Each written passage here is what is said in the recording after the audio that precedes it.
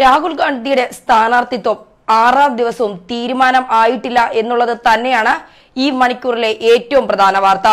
നാമനിർദ്ദേശ പട്ടികകളെല്ലാം സ്ഥാനാർത്ഥികൾ ഇന്നലെ മുതൽ കൊടുക്കാൻ ആരംഭിച്ചിട്ടും വയനാട് വടകരയും ഇതുവരെ ഔദ്യോഗികമായ റിപ്പോർട്ടുകൾ വന്നിട്ടില്ല, അല്ലെങ്കിൽ ഔദ്യോഗികമായി സ്ഥാനാർത്ഥികളെ തീരുമാനിച്ചിട്ടില്ല.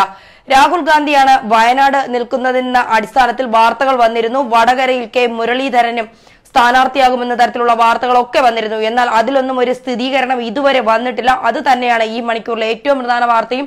വയനാട് മത്സരിക്കാൻ രാഹുൽ ഗാന്ധി എത്തുന്നില്ല.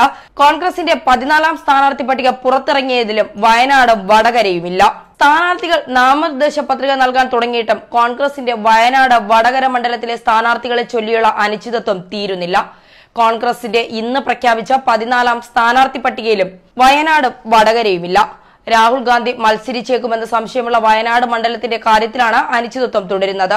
മണ്ഡലത്തിൽ അനൌദ്യോഗികമായി KPCC പ്രഖ്യാപിച്ച ടി സിദ്ദിഖ് സ്ഥാനാർത്ഥിത്വത്തിൽ നിന്ന് പിന്മാറുകയും ചെയ്തു. അതേസമയം വടകരയിൽ കെ മുരളീധരൻ പ്രചാരണത്തിലാണ്. ഇതുവരെ 293 മണ്ഡലങ്ങളിലേക്കുള്ള സ്ഥാനാർത്ഥികളെയാണ് കോൺഗ്രസ് പ്രഖ്യാപിച്ചത്. അതേസമയം വയനാട്ടിൽ രാഹുൽ ഗാന്ധിയുടെ സ്ഥാനാർത്ഥിത്വത്തിൽ കഴിഞ്ഞ ദിവസം നടന്ന തിരഞ്ഞെടുപ്പ് സമിതി യോഗത്തിലും തീരുമാനമായില്ല. തീരുമാനം വൈകുന്നതിലെ പ്രതിസന്ധി കേരള നേതാക്കൾ അറിയിച്ചെങ്കിലും രാഹുൽ മനസ്സ് തുറന്നിട്ടില്ല. സോണിയാഗാന്ധിയുടെ വസതിയിൽ ചേർന്ന തിരഞ്ഞെടുപ്പ് സമിതി യോഗത്തിൽ വയനാട്ടിലെ രാഹുൽ ഗാന്ധിയുടെ സ്ഥാനാർത്ഥിത്വം ചർച്ചയായതേയില്ല. AK Antony, KC Venugopal, VD Satheesan എന്നിവർ യോഗത്തിലുണ്ടായിരുന്നുവെങ്കിലും ആരും ഉന്നയിച്ചതുമില്ല. ബീഹാർ, ഒഡീഷ, രാജസ്ഥാൻ തുടങ്ങിയ സംസ്ഥാനങ്ങളുടെ സ്ഥാനാർത്ഥി നിർണയ ചർച്ചയിൽ ഒതുങ്ങി. വയനാട് തീരുമാനം വൈകിയാൽ തിരഞ്ഞെടുപ്പിൽ അത് ബാധിക്കുമെന്ന ആശങ്ക കേരള നേതാക്കൾ യോഗത്തിന് ശേഷം രാഹുലിനെ അറിയിച്ചെങ്കിലും മറുപടി ഉണ്ടായില്ല. രാഹുൽ സ്ഥാനാർത്ഥിയായാൽ പ്രതിപക്ഷ മുന്നണിയുടെ നേതൃപദവി കോൺഗ്രസിന് നൽകുന്ന കാര്യം പുനരാലോചിക്കുമെന്ന മുന്നറിയിപ്പ് നേരത്തെ CPM നൽകിയിരുന്നു. കേരളത്തിൽ ഇടതുമുന്നണിയിലെ ഘടകകക്ഷികളായ NCPയും ജനതാദൾ എസും രാഹുൽ വയനാട്ടിൽ സ്ഥാനാർത്ഥിയാവുന്നതിനെതിരെ സമ്മർദ്ദം ശക്തമാക്കുന്നുണ്ട്. ശരത് പവാർ ശക്തമായ സമ്മർദ്ദമാണ് ഉയർത്തുന്നത്.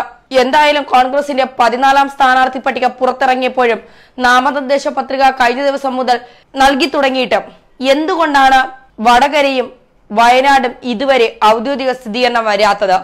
കോൺഗ്രസ് എന്ത് ഭാവിച്ചാണ് മുന്നോട്ട് പോകുന്നത്? കാരണം തിരഞ്ഞെടുപ്പിന് ഇനി ദിവസങ്ങൾ മാത്രമാണ് ബാക്കിയുള്ളത്.